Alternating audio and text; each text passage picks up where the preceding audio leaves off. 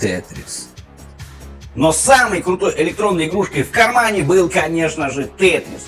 Вернее, игра Brick Game. Ну, ее называли Тетрис, потому что в первой модели содержали только Тетрис. В более поздних были другие игры, сегодня мы, кстати, их посмотрим. Но, тем не менее, продавались они в основном под брендом Brick Games. Трудно сказать, кто первым их начал производить. Ну, начали их производить в Тайване и Китае еще в конце 80-х. Самой массовой в России была поставка китайской фирмы Сюбар.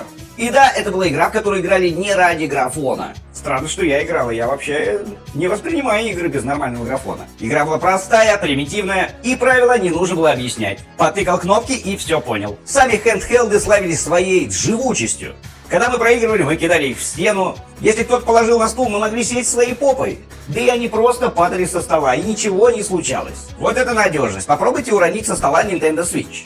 Не пробуйте, вредные опасные действия. Легендой стал звук этих приставок. Слышали мы его нечасто, потому что как только ты включаешь приставку дома, раздается оглушительный пищащий звук, и мама прибегает дать тебе по ушам, чтобы ты выключил эту фигню.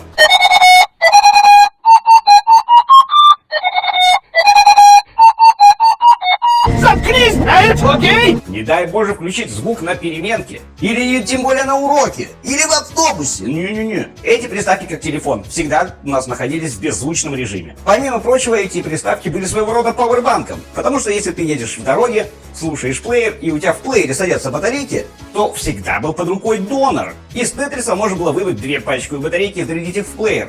Миллениалы не дадут соврать. В доме всегда есть пульт от телека. Так что свои пауэрбанки у нас тоже были. При выборе Тетриса часто наши родители, а тем более бабушки, которые хотели порадовать внучка, обращали самое пристальное внимание на надпись 999 игр в одном. Или 9999 игр в одном. Батюшки, внучок же сможет играть всю свою жизнь на одной этой приставке.